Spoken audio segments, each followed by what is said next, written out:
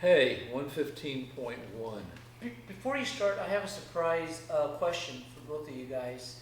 Who, in your opinion, if, has there ever been a female mass murderer shooter? It's repeated. I don't know. Eileen Wuornos was a serial killer played by Charlize Theron in the movie Monster. No, but has there ever been a mass shooter that was female? Probably. I don't know if in this country. I don't know. In this country? I don't. Why do you suppose not? Well, Can you repeat the question for the? All right. So the director asked us: has there ever been a female mass shooter in America? And well, probably it depends on what you call a mass shooter. Like today, I was doing research on massacres, and the cutoff for massacres, according to the stuff I was using, was 6 people have to die. And I don't think using that criterion, you've ever had a female shooter. So why do you think? Well, I blame, without considering it very seriously, I blame the short chromosome. Guys are just shittier. We have lower impulse control. There's also the emphasis on masculinity. There's also, in some cases, I think one of today's shooters might have been one of those guys who's all pissed off because he couldn't get a girlfriend. The biggest deal is the corpus callosum, maybe. The fiber bundle between the hemispheres of the brain, which is skinny in men and fat in women, which means that women can use, a guy can get an idea, and before the other half of his brain can tell him that it's a fucking stupid idea, he can go do it. Whereas women with more communication between the hemispheres of the brain, might be, less spur of the moment assholes. Glass, do you? Oh, I just think that I don't think women are better than men. They're less violent because they have smaller bodies, and they're when people are smaller and smaller boned, they learn early not to try to get their way through force. So I think that men are socialized to be to handle weapons, which is what society requires of them in time of war, which has been important, a vital role for males throughout history. So I think that's the reason. Men are more likely to be aggressive, and I don't think there's a mystery there. I'll get right to unless you have an argument. Do you think there have been any female mass shooters? I don't think so. No. I was wondering why. Who would be? I mean, First if you went around the country and polled how many men were practicing shooting and how many women, you'd probably find it's 10-1 males. So inevitably, males will be the ones doing the shooting. There have been a bunch of female mass murderers, but the way they operate is different. There are the black widows who, seduce men and kill them. There are the ones who have a bunch of kids and kill off their kids. Yeah, no, I mean, there have been plenty of female mass murderers.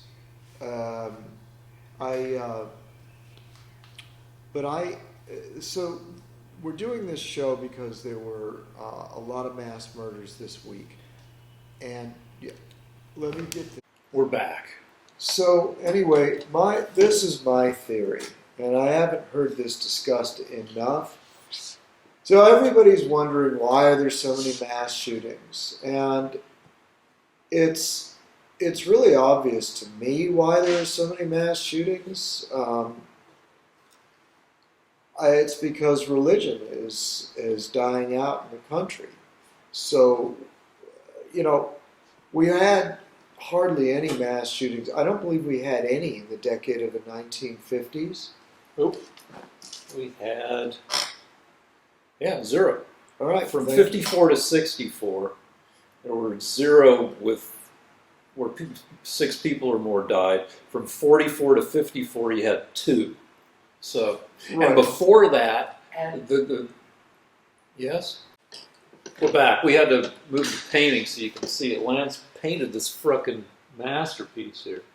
Where it's Thank not you. just a masterful face, but the shirt is. Can you get tight on the shirt?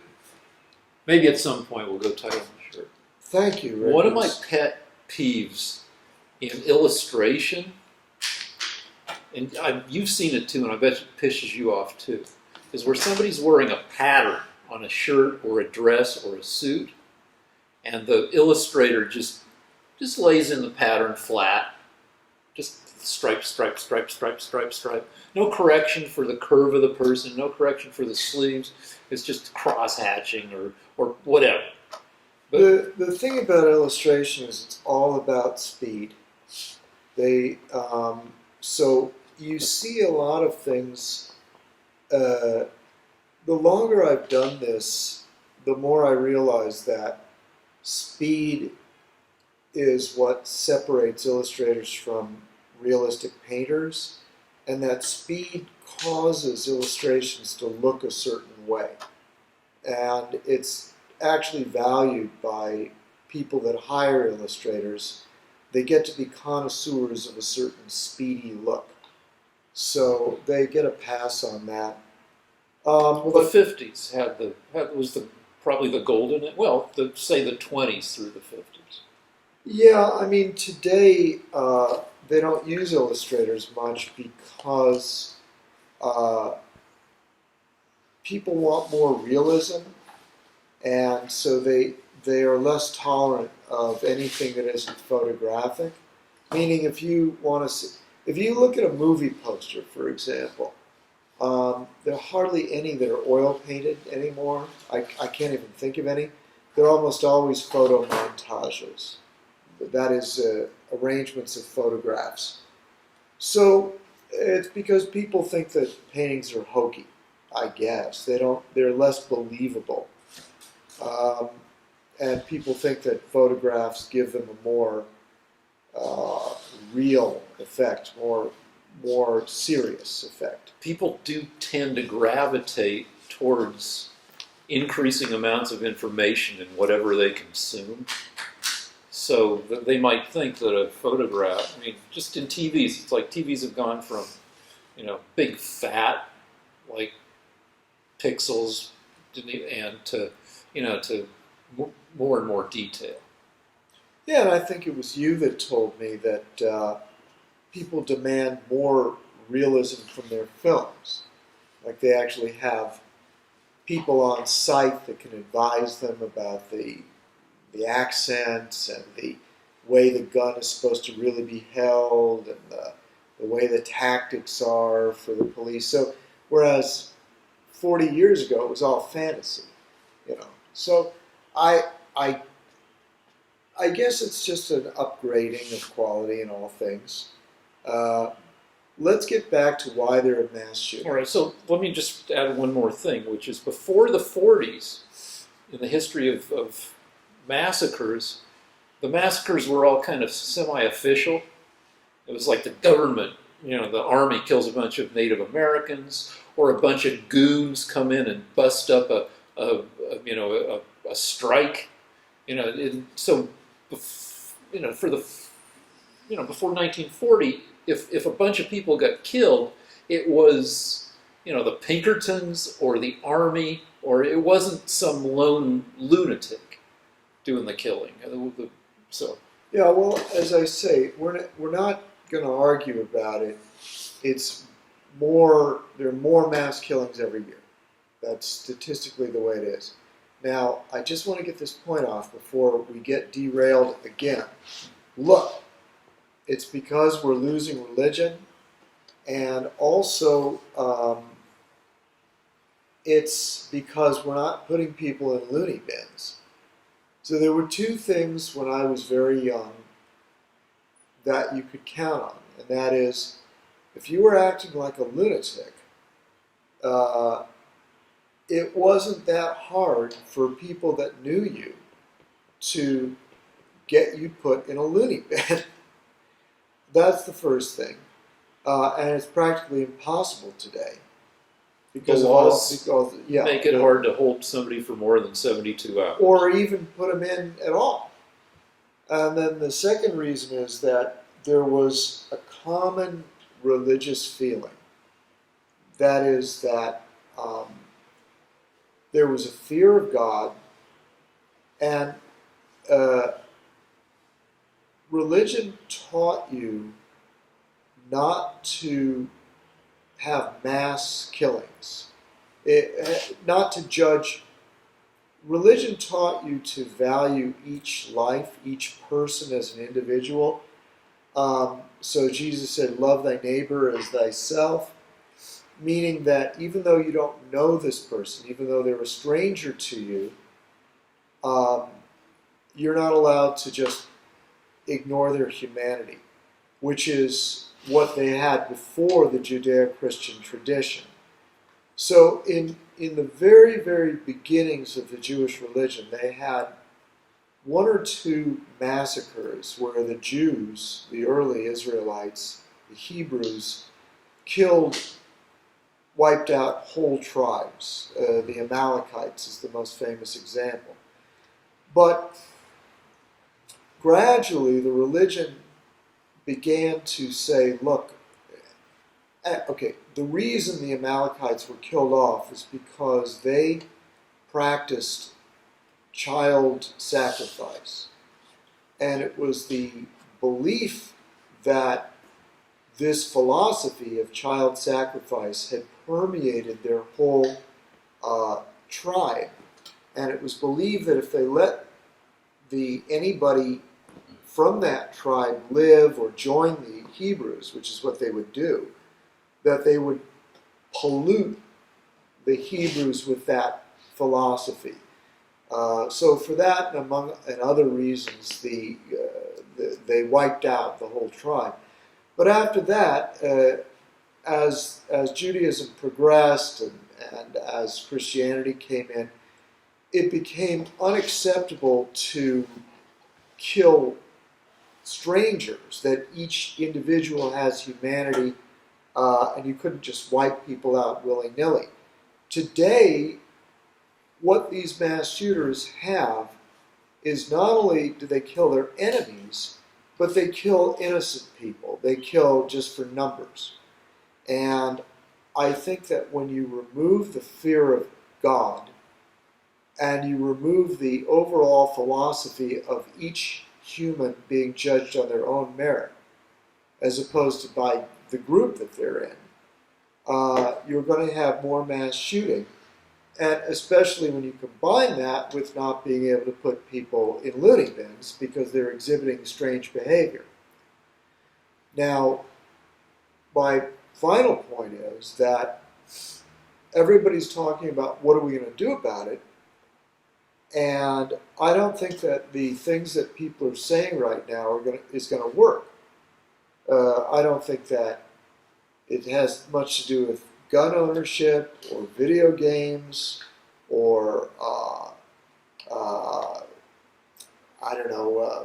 more money thrown at mental health. I think that what we've done is we've created a society without the religious controls that used to be deep in everybody's psyche, and without the ability to put people away if they were obviously crazy.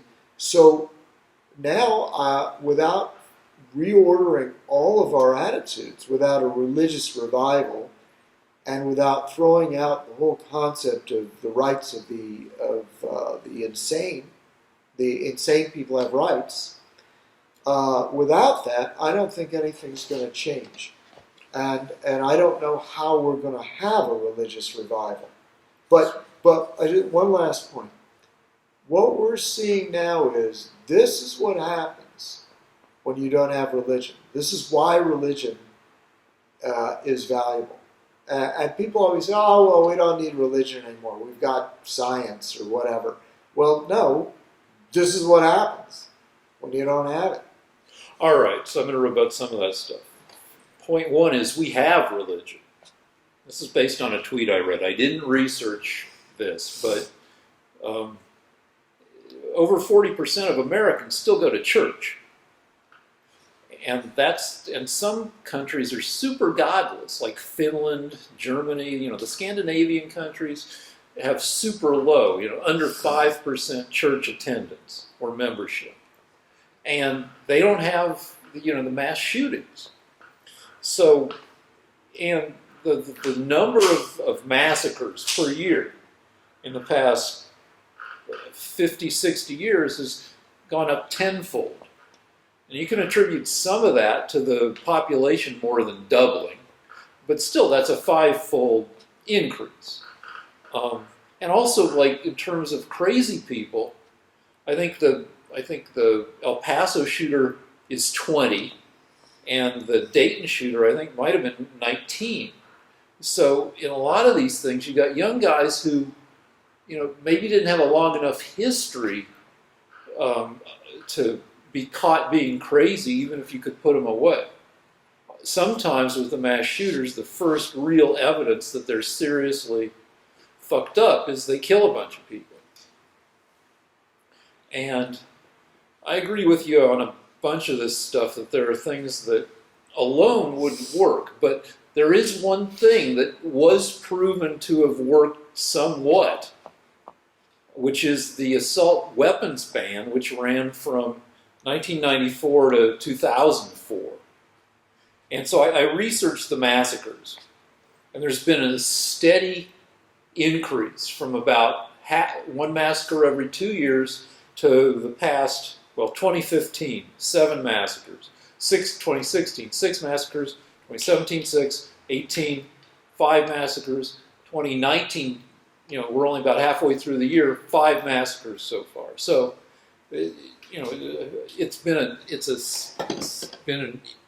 a curve that's sloping upward, with the only place where it went down to about half of what you'd expect from that curve is during the assault weapons ban, where there was a dip to about half of what you'd expect. And, it's not a perfect solution, but it's half a reduction of 50% is significant. And we're not even allowed to call assault weapons because people, it's an NRA talking point. Well, the A in AR-15, that doesn't stand for assault rifle, it stands for Armalite rifle. And assault. It's not really, you can't call things assault.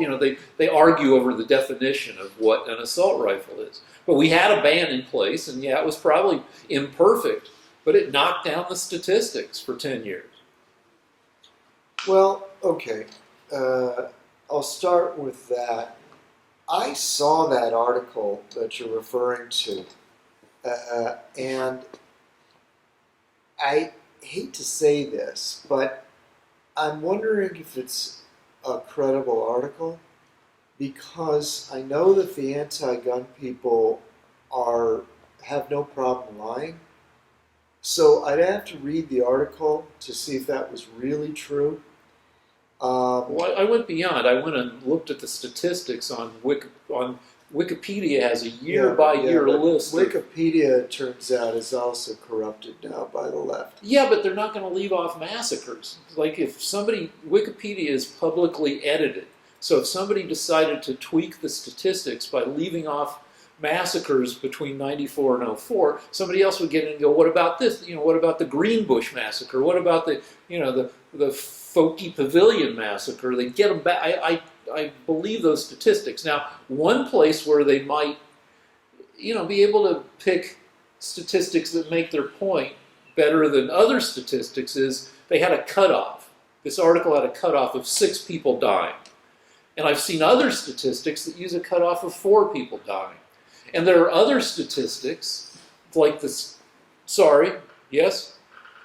No, I was just going to say that, and I'm just this is not helping anybody, but it's just a fact that because I know a little bit about weapons, and had that ban still been in effect, still wouldn't have what the guys used in the massacre, the gun that they used was not part of the ban. The assault weapons they banned were the machine guns. None of those were used in any of these shootings. Well, so Las Vegas, that guy was pumping out a shitload of bullets. He killed, what, 58, 59 people? Right. But he used bump stops. He didn't Yeah, use assault weapons. All right, so, but anyway, like, it's possible, like, the deal is people like NRA people like to argue that criminals will get guns regardless. Could you just repeat what I said? That you're saying that in the weekend's massacres, All the massacres so far. what, this year, Yes. we're not committed using, our director's saying we're not committed using, machine guns, which is the assault weapons that were banned. using the types of assault weapons that were banned from 94 to 04. But I'm saying that something got banned in that 10-year period, and it actually was somewhat effective. And so it's possible to think about designing bans that would keep some dangerous shit out of the hands of dangerous idiots. And here's my deal. The NRA says that criminals are going to get guns regardless. And I would say that that might be true to some extent, but also a lot of the shooters are young idiots. They've got shitty judgment, and they might not be good at getting hard-to-get guns. So it's not, most massacre people are not seasoned criminals. They're schmucks. And it might be possible to make it harder to keep weapons out of the hands of crazy schmucks. Let me just finish my other point, which is when people say there have been like 250 mass shootings this year in only like 220 days, more than one shooting a day, they're using the cutoff if more than one person is shot, they don't have to die, but if two people, if somebody is an asshole at a party and shoots up a party and 3 people get wounded, that's a mass shooting. So I'm sure you can manipulate the statistics and pick the level of death that makes your point best for you. All right, so I wasn't quite finished responding. The other thing that the director mentioned, which I was going to mention, is that the reason the NRA discusses the definition of assault weapon is because it's kind of unclear what an assault weapon is. And there's a reason for this, and it's very simple, and the director brought it out. Nobody's allowed to have an automatic, which is a machine gun.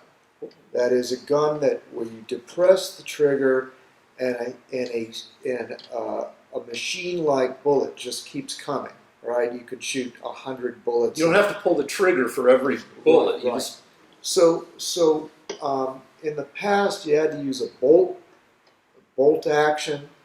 Then rifles like the AR-15 became one where you just depress the trigger for each bullet.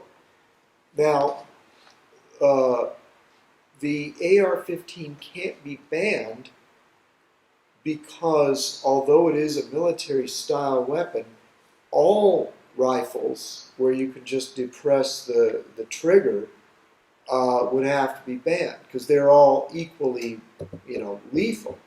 It's the same with a pistol. So the point is that nobody wants machine guns to be legal. Except in war. Right. But the thing is, these guys are not committing the mass killings with machine guns. But fully auto. Fully auto means you hold down the trigger and it just spits out bullets until it runs out of bullets. Right. They're using regular sport rifles that you can buy at a sporting goods store. So the problem is that you would have to get all the guns off the streets. And I don't think it's possible. I don't think it's possible either. That one number that was kicked around in 2018 was 393 million guns in America, which is 1.2 guns per person on average, though obviously not every person has a gun. So you're not going to, that barn door, the cows are out. Right. But there are, it doesn't mean you can't do things about limiting, like looking at who's buying, schmucky. I mean, because in some of these massacres, the guns were newly bought by shitty lunatics. And another thing to look at, though, is magazine size. I don't know if this is true, but I heard, because like when this shit happens, like disinformation flies all over the place.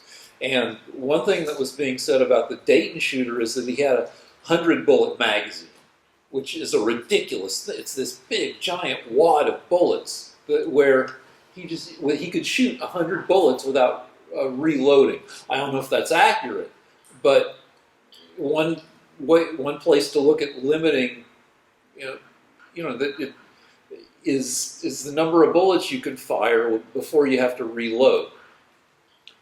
People also look at putting limitations on various limitations on ammo, and just because none of these solutions are perfect doesn't mean you shouldn't be able to look at them. Like one thing the NRA has consistently tried to, the NRA tries to stop anything that puts controls on guns. And one thing is the trigger lock technology, where there was a gun company who said, yeah, we're going to start selling guns that only shoot for the owners. That they have finger identification technology, and only the registered owners of the gun can shoot it. And the NRA, denounced that, and in order not to go out of business, that gun company had to back away from that. What would be? Well, wait. I want to make two more points. Lost in all of these statistics that you talk about is that they've done studies where they have a small town, and they find that when everyone in the town is armed, the crime actually goes down, because everybody knows that if you mess with someone, you could lose your life. So there are books and books about how guns actually save lives. It's shocking to hear this after this mass shooting, but in a country where there are 380 million guns, it turns out that if the civilian population is well armed, ironically, people shoot each other less because they're more respectful of one another. And this can be there. If you say you don't believe me, there are books I can refer you to that are credible. But the other thing I wanted to point out is that in countries like Finland and Sweden, where there aren't these mass killings, by the way, that's going up. But a lot of crime statistics don't really make sense in a country where the population is very cohesive and used to working together as a unit, as a society. In other words, the Scandinavian countries have always been famous for being cooperative countries, where the people are very cooperative with one another.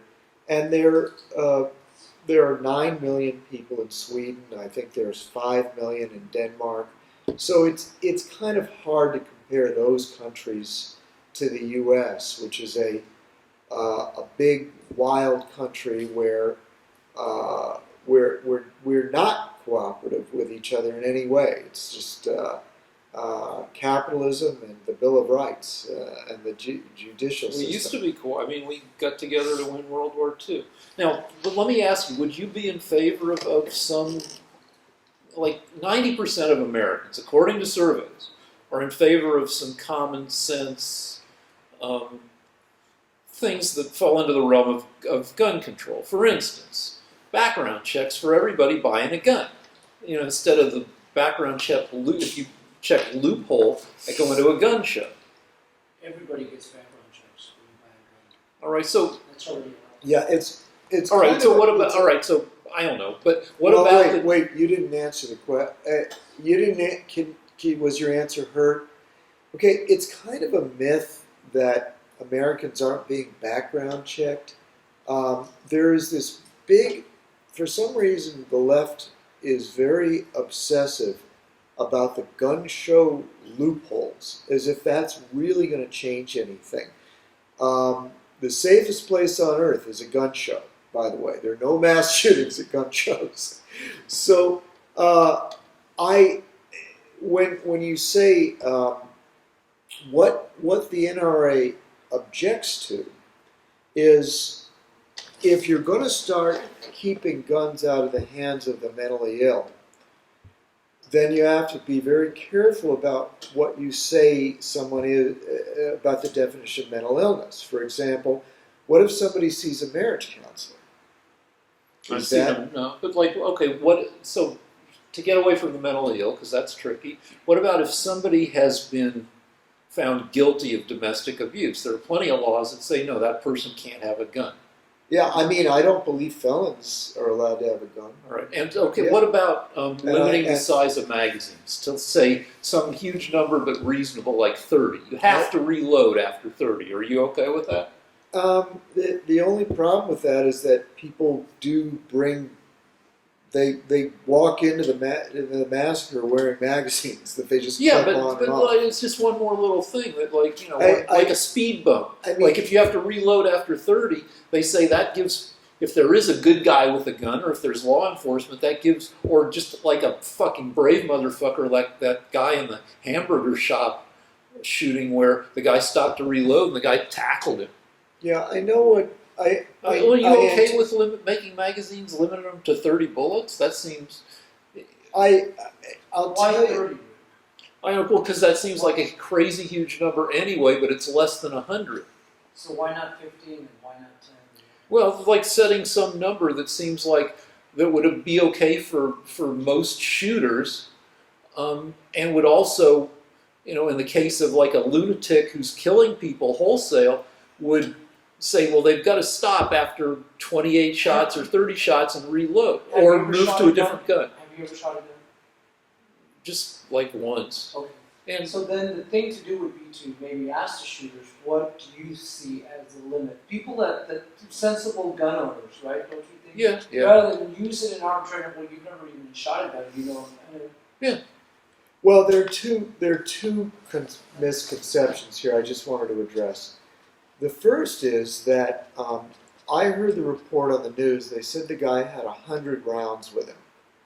One of the guys had 100 rounds. But they didn't say it was all in one clip. He might have had That's three, why I said he might I- have had it three was- clips of 33 in each clip. And the second thing is, you mentioned, I'm not arguing with you, it's not a passionate issue, but just as you were saying that you don't find out these people are crazy until they do the mass killings a lot of the time. I read an article just when you were walking in of somebody saying that everybody knew these guys that they were crazy. And the police had done what they do in America. They'd gone, they'd interviewed him, they'd given him a stern warning, they'd warned the parents, they'd interviewed him in one case. And I was reading this high school girl said, yeah, we knew he was going to go off someday. It's actually the reverse is true. More often than not, everyone knows that this person is a time bomb. Their family knows and it's usually the family that gets killed first. The high school kids, the people they work with, they know they're crazy. So when you say to me, when you come and you give me the left-wing viewpoint, I'm not angry with you. I understand your frustration of what are we going to do about these guns. Our director is falling asleep while I speak. All right. It's the middle of the night. My argument is that we're not addressing the root of the problem. The root of the problem is that the mentally ill have too many rights. People need to be able to be put away when it's obvious that they're going to kill somebody. And I happen to have known, I may be repeating this story, but I knew somebody that was high up in government. And this person had a... Hold on, we Start from you knew somebody behind government. All right. So I knew somebody that was high up in government, and she had a son that she knew was going to kill somebody. And she could not get him committed. And she was the mother. Somehow the laws had just trapped society, so that had blocked society by a variety of ways, so that there was no way she could get this kid committed.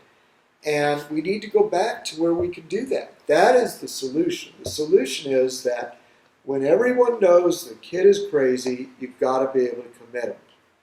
Let me mostly agree with you, but let me bring up one more thing that the NRA says, which is we already have a bunch of laws on the books that control weapons.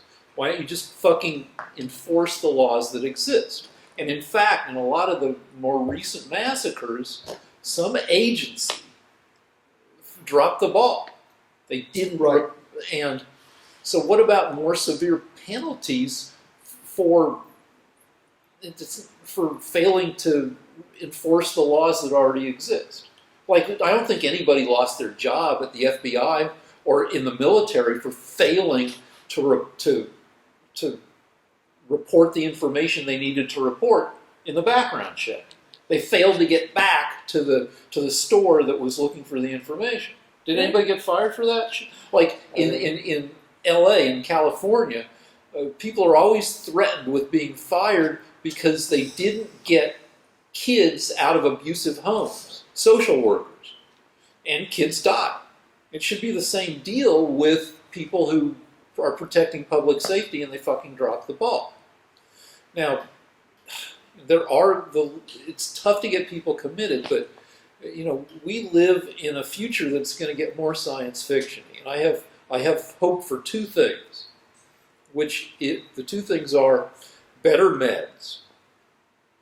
Because the way meds work now for the mentally ill and for everybody else, you have to keep taking them. And if you don't, and the trouble with the mentally ill sometimes is they take the meds, they get on an even keel, they feel really good, and they think, I don't have to take the meds. And boom, they go off the meds, they end up on the streets again, nobody knows where they are, and they're lost and fucked up. I'm hoping in the future that there are meds that work for months at a time the same way like birth control medications work. You get these little bars injected under your skin, and you're protected from getting pregnant for 3 months, 6 months at a time. That would be great to get people medded up where they don't have to take pills every day. And two is we have cameras every place, and we have AIs analyzing cameras. And I'm hoping that if we can't get the laws changed to be able to institutionalize the mentally ill, we can start using technology to pinpoint the mentally ill or just dangerous fuckers. That families can say, look, this guy, or schoolmates, or you can say this guy, and maybe we can change the laws so that people can be watched. I know that sounds ominous, but there are cameras every place anyway. Now, you can piece together people's lives throughout any 24-hour period by the number of cameras that they walk past, and using AI to track people who seem dangerous. And that might be a loss of some freedom for some people. That might be a decent trade-off. Well, lost in all of our conversation, though, is the first point I made. Not to, I mean, your suggestions are interesting. I don't feel strongly one way or the other. But I do feel like what we used to have in society is there was a basic, you say we have 40% still going to church. There was a time when it was 90%, 95%. And I think that if you have a society where people are not afraid of God, you're going to have this. And people in the U.S. the U.S. was founded by religious people. And one of the things that the founding fathers said was that this government will work, but it will work, the government we're creating will work, but it will work as long as Americans are virtuous people. So if Americans become evil people, then all the laws won't matter much. All of our complex apparatuses to control people, they won't matter much, because it's like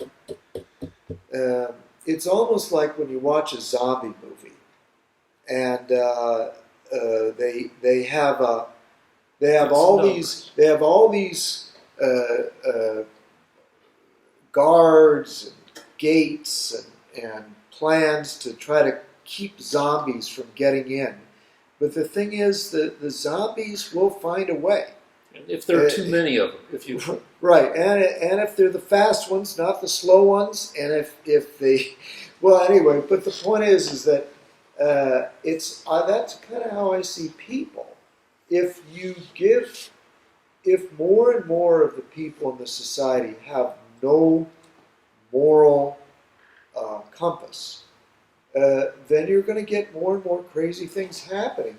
Now, I would be very interested to know one thing.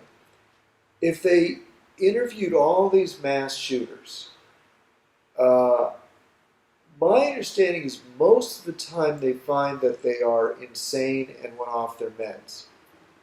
But a lot of the time they just are amoral people. And they just want to do something cool, and for them, something cool is right. And what I want to say is that in the 1950s, you could bring your rifle to school, and the principal would look at it and tell you whether his rifle was better, and you could discuss your rifle in the class. I was reading about, and I believe this. A story about how everyone in the high school had rifles. A lot of them had rifles in their cars because they would go out shooting afterwards. To me, I firmly believe it's not the gun. What was controlling these kids, these young people, is that nobody would think of using a rifle inappropriately, because all of them had, even if they weren't overtly religious, they had deep down inside them the superego was being controlled. The superego controlled them and was very strong in do not do antisocial things. That God is watching you, and you can't do these things. You'll go to hell, and you want to ultimately be a good person, and that means not hurting your fellow man. And I don't think we have that. I don't think we're teaching kids that anymore.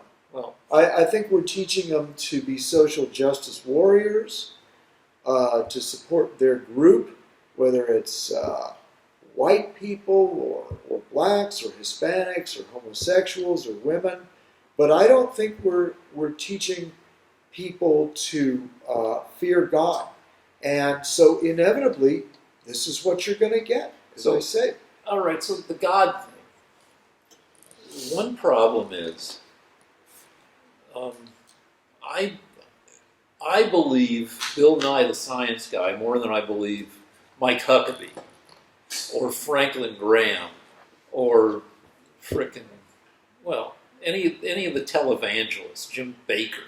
that the face of public religion has been corrupted, and much more than science has. That's the thing, and so I don't know how you get people to believe in God, but you mentioned that in the Scandinavian countries, there's a sense of community, which could work roughly as well as God, because the kids who brought their guns to school in the 50s, they had a sense of community. I mean, the religion and the Boy Scouts and the patriotism, all that was part of the sense of community. It wasn't just God, it was a bunch of other stuff. And it's not God at all in Finland, but it's a sense of community. And I think that it might be easier to rebuild communities or senses that can make people feel like they fit in part of a social structure that's important than bringing them back to God necessarily. And let me make this argument. I don't know if it's a good argument because I came up with it, and the shit I come up with isn't nearly as good as shit that a bunch of people have come up with over history. But we have a growing underemployment problem. And the homelessness problem is to some extent an automation problem. That some of the homeless have been pushed out of jobs. And the more jobs, the more work that automation can do, the more people are going to be underemployed. And that's a bad thing in terms of people being fully employed, obviously, but it might be a good thing in that people might have more time to devote to each other. That if we could come up with programs to prompt people to form communities, given the extra time they have in their lives. I mean, because over the past 30, 40, 50 years, more and more of our lives has been devoted to consuming entertainment. There's more and more entertainment to consume. I think if you include social media and everything, I would argue that we spend more and more time just being entertained. And your point? My point is, what if we took some of that time somehow came up with programs that would, and the time spent being entertained, I would agree with you, does not tend to build senses of communities, except in some specific ways. Well, I don't mind being entertained, but go ahead. Well, with your point. Just maybe you have a point. community Stay with on track. Stay on track. Right. Maybe you have a community with your fellow Fortnite players, but that's not much of a community. It doesn't extend beyond the game itself. But maybe there are ways. People have a lot of spare time, but all the spare time is going into being entertained, where maybe we could get people to direct some of their spare time to being concerned about each other and building the kind of community structures that let people walk around and take their rifles to high school in 1954, or that stop people from going on rampages in Finland. Yeah, go ahead. Okay. So, all right, I was listening to Rush Limbaugh and Mark Levin today, so this isn't my idea. But one of the things that was brought up by one of them, I don't remember which, is that if you train kids to hate the United States and to say the important thing is your race or your sexual preference or your gender, then you will end up with people that are more and more alienated. And I do believe that the Democrats have always used, in order to win elections, it's important for the Democrats to pit groups against one another. And so I think that the way they're training young people to be frightened that the world is going to end from global warming and that America is garbage. I mean, they've asked young people how they feel about America, and it's worse every year. In spite of the fact that America is better every year. I mean, it's been every year that goes by is a year further away since the Indian genocides and the slavery of blacks. I mean, every year that goes by, America is a better place, and yet America is hated by its own young people more than ever. And I think it's because the Democrats are demoralizing the American kids, making them feel that they have to stick up for their race before their country, or their gender before their country. And there's no doubt about this. I'm not making it up. If you go to college kids today, they're completely isolated into their gender, their sexual preference, which ethnicity they are, and whether they have something to fear from the other ethnicities. This is all being taught by left-wing professors and educators, as well as the fact that the whole world's going to be destroyed, so there'll be nothing to live for anyway. So I think that the Democrats have pretty much all of this, I would put at the feet of the leftists, for turning Americans against each other. You're listening to Limbaugh. No, but the statistics bear it out. Our director has a question. So you opened up Pandora's box, and I think, so what responsibility does Trump and his rhetoric, nasty rhetoric, and his racist comments play a role in this, everything that's happening? Rick, you want to repeat the question? Yeah, you asked what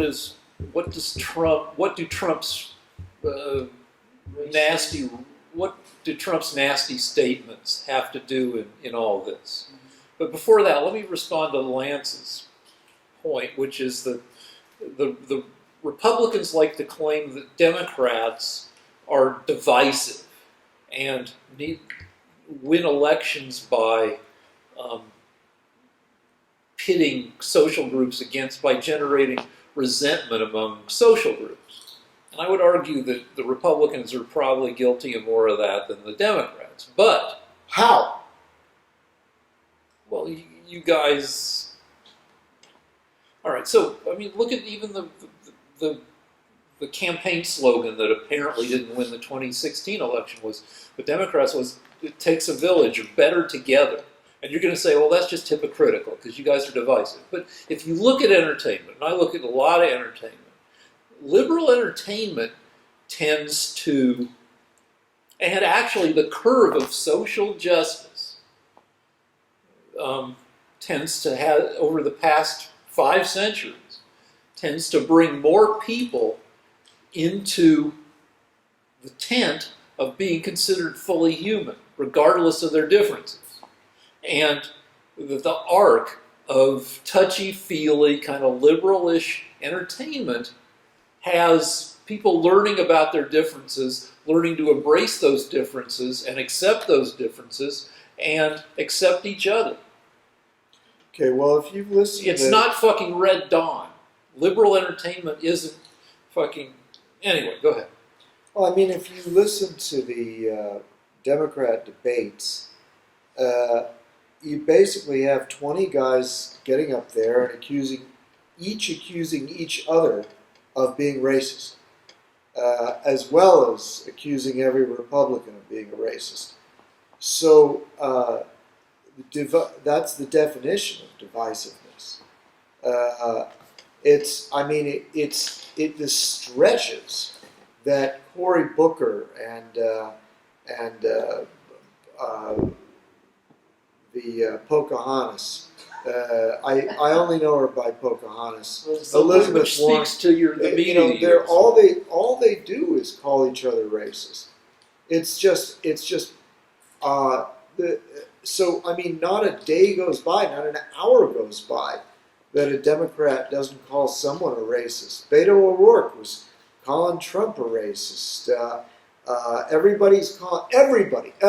Every single Democrat on earth is calling Trump a racist, and depending on which Democrat you are, you're calling all the other Democrats racist. Well, So in it's 2012, the all most the divisive. 17 Republican candidates were making fun of you. Well, Trump was making.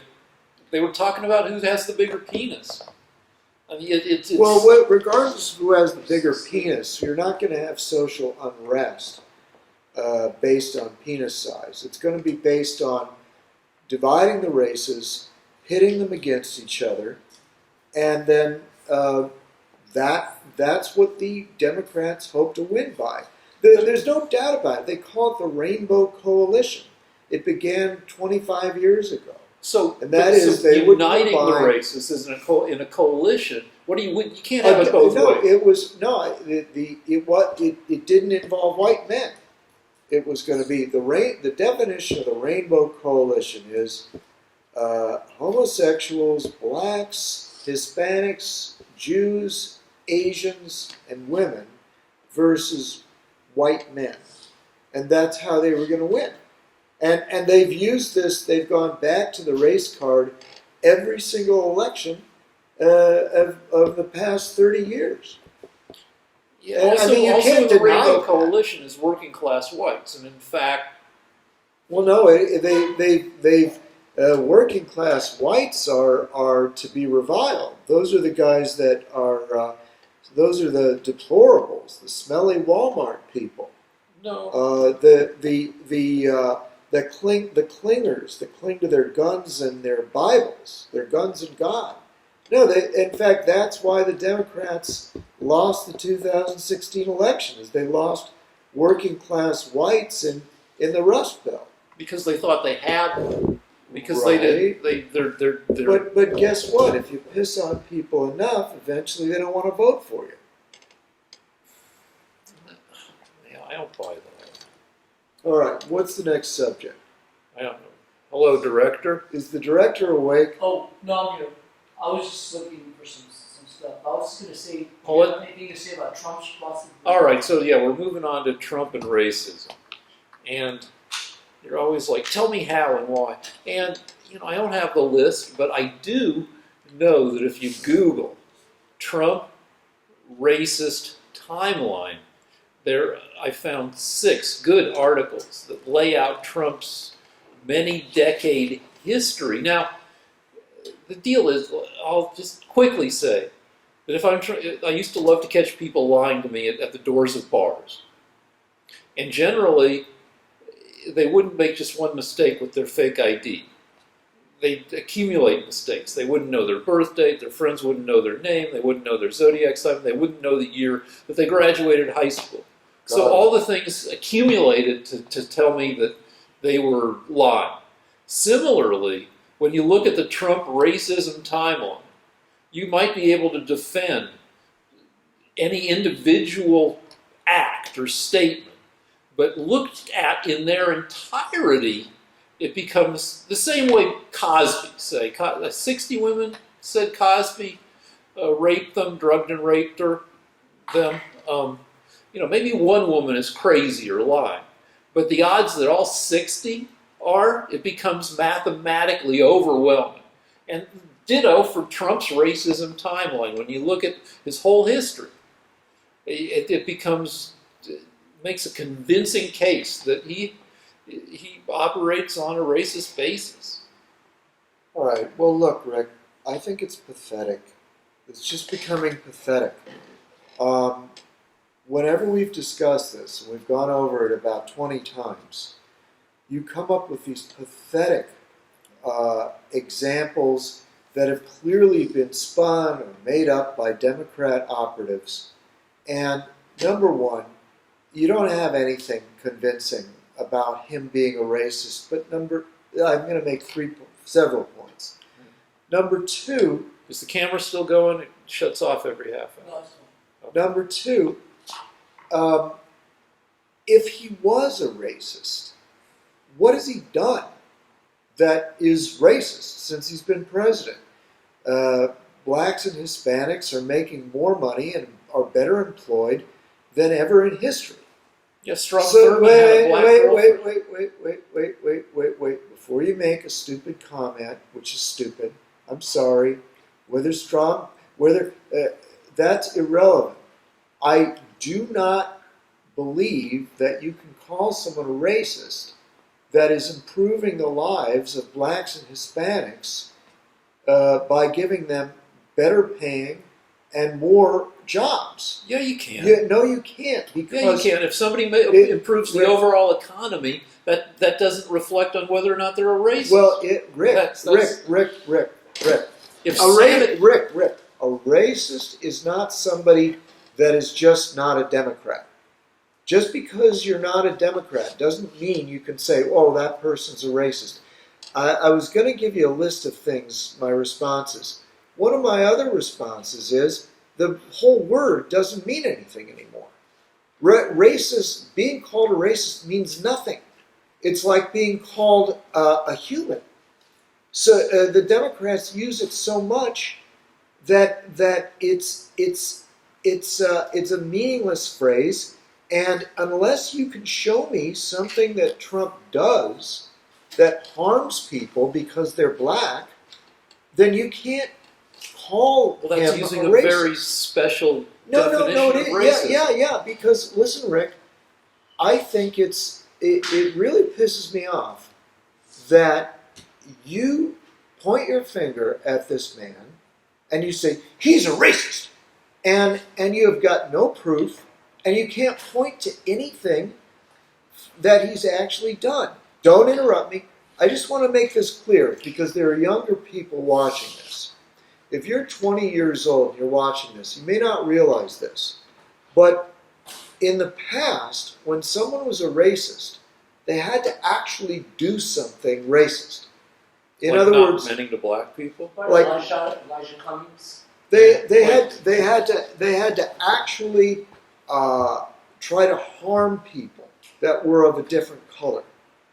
Now, physically harm them, or not say rent mean to things them, to them, not rent to them, refuse to allow them to move in to their town, wouldn't let their daughters date someone of a different race, beat people up, wouldn't hire them, wouldn't give them loans. I mean, discriminated in 100 different ways. Wouldn't let them join a club, wouldn't let them swim in a pool, wouldn't let them, it couldn't just be, well, they're not a Democrat, so they must be a racist. So what I'm saying is this: Rick wants to look into Trump's heart and my heart and every other Republican's heart and say, I know that deep down you're a racist. And I think it's a vile accusation, and there has to be some proof to it. I It can't can't look just into be anybody, your I mind can't reading. look into anybody's heart, Right. but I can look at statistical evidence. The Show first time, me all right, the statistical first evidence time that Trump all right, is a racist. all right. Well, just look at the last 6 people he's attacked. But anyway, So if no, you hold understand- on. The first time he ended up in the New York Times was in like 1974, maybe 1972, for not renting to black people. Okay. I read something about that. Believe it or not, it bothered me enough that I read an article about it. And part of that was the argument on Trump's side was that the issue was there were criminal elements moving into properties that he owned. And he was trying to keep them out, so they turned around and sued him for being anti-black.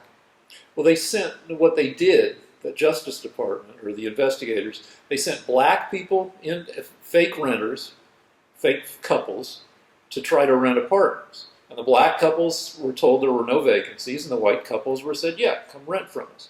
All right, the other times, like that he didn't want black accountants, he wanted the accountants who wore yarmulkes. That's stupid. You know what? If I would love my accountant wears a yarmulke, he does a great job. I favor hiring Jewish accountants. Does that make me a racist? Yes. Okay, it doesn't make me a racist. I think Jews are great with numbers. So it's a stupid argument. That's a And hold that right there. okay.